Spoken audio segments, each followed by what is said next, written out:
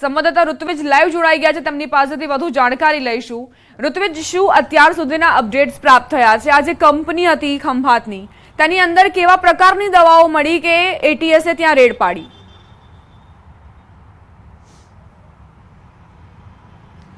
દીપા, છેલ્લા કેટલાય દિવસથી એટીએસ છે તે આના પર કામ કરી રહ્યું હતું અને એટીએસને બાતમી મળી હતી કે જે ખંભાતની જે કંપની છે કે જ્યાં ગેરકાયદેસર એટલે કે પ્રતિબંધિત જે દવાઓ હોય છે તેનું ઉત્પાદન કરવામાં આવતું હોય છે। એટલે કે એટીએસની ટીમ દ્વારા ગઈકાલે જે કંપની છે ત્યાં દરોડા પાડવામાં આવ્યા હતા। પ્રાથમિક તબક્કે જે 6 આરોપીઓ મળી આવ્યા હતા તે 6 આરોપીઓની પૂછપરછ શરૂ કરી હતી અને અલગ અલગ ટીમો બનાવીને કંપનીની અંદર સર્ચ ઓપરેશન શરૂ કર્યું હતું। એટીએસના સર્ચ ઓપરેશન દરમિયાન ખાસ કરીને વાત કરીએ તો લગભગ 100 કરોડ જેટલી કિંમતની જે પ્રતિબંધિત દવાઓનો જથ્થો છે, ઉપરાંત કેટલુંક મટીરિયલ છે તે પણ મળી આવ્યું છે।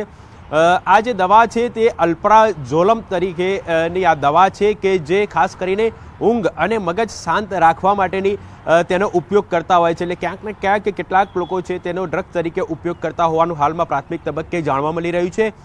આ જે દવાનો જથ્થો છે તે કઈ કઈ જગ્યાએ પહોંચાડવાના હતા, કોને આપવામાં આવતો હતો, કેટલા સમયથી તેનું ઉત્પાદન કરવામાં આવતું હતું, કયા કયા ડ્રગ્સ, કયું મટીરિયલ્સ તેની અંદર યુઝ કરવામાં આવતું હતું, આ તમામ બાબતો લઈને હાલમાં એટીએસ દ્વારા વધુ તપાસ શરૂ કરી દેવામાં આવી છે। પરંતુ એટીએસને સૌથી મોટી સફળતા કહી શકાય કે કરોડો રૂપિયાનો જથ્થો છે તે એટીએસ દ્વારા હાલમાં જપ્ત કરવામાં આવ્યો છે અને જે દરોડા પાડવામાં આવ્યા હતા તે દરમિયાન 6 આરોપીઓની ધરપકડ કરવામાં આવી છે। આ તમામ જે આરોપીઓ છે તેની હાલમાં પૂછપરછ શરૂ કરવામાં આવી છે અને આ જે મુખ્ય સૂત્રધાર કોણ છે, કેટલા સમયથી આ ફેક્ટરી ચલાવવામાં આવતી હતી, આ તમામ બાબતોની તપાસ છે તે આ ગુજરાત એટીએસ દ્વારા કરવામાં આવી રહી છે।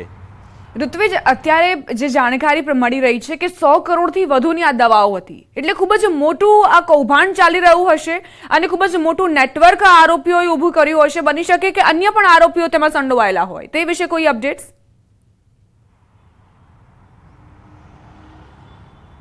ચોક્કસથી દીપા, જે મુખ્ય સૂત્રધાર છે તે કોણ છે અને કોના દ્વારા આ આખું જે ફેક્ટરી છે જે ચલાવવામાં આવતી હતી, કેટલા સમયથી ચલાવવામાં આવતી હતી, જો કે આ અગાઉ કોઈને દવાનો જથ્થો પૂરો પાડ્યો છે કે કેમ, અથવા તો જે પણ પ્રતિબંધિત વસ્તુઓ હતી, જે મટીરિયલ હતું તે મટીરિયલ ક્યાંથી મંગાવવામાં આવતા, કોના મારફતે મંગાવવામાં આવતું હતું, આ તમામ બાબતોની તપાસ છે તે હાલ ગુજરાત એટીએસ દ્વારા કરવામાં આવી રહી છે। પરંતુ ગુજરાત એટીએસને એક સૌથી મોટી સફળતા કહી શકાય કે ખંભાત જેવા વિસ્તારની અંદર આટલા મોટા પ્રમાણની અંદર જે જથ્થો છે તે જપ્ત કરવામાં આવ્યો છે અને ખાસ કરીને આ જે દવાઓનો જથ્થો છે ક્યાંક ને ક્યાંક એક નશીલી દવાઓ તરીકે તેનો ઉપયોગ કરવામાં આવતો હોય તેવી શંકા છે। કારણ કે આ જે દવા છે તે ઊંઘ અને મગજ શાંત રાખવા માટે તેનો ઉપયોગ કરવામાં આવતો હોય છે। એટલે તેનો જે વપરાશકર્તા વર્ગ કયો છે, કઈ કઈ જગ્યાએ પહોંચાડવામાં આવતી હતી, ગુજરાતમાં કયા કયા જગ્યાઓમાં પહોંચાડવામાં આવતી હતી, ગુજરાત કે તેની બહાર કઈ જગ્યાએ પહોંચાડવામાં આવતી હતી, આ તમામ બાબતોની તપાસ છે એક તપાસનો વિષય છે અને હાલ જે ગુજરાત એટીએસ દ્વારા 6 આરોપીઓની ધરપકડ કરવામાં આવી છે તેની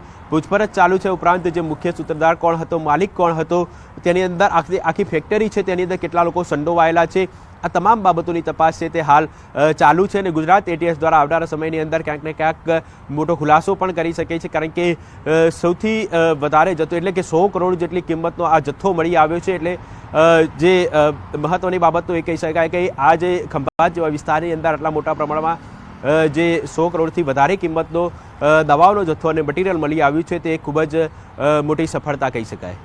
આભાર ઋત્વિજ, જાણકારી આપવા માટે।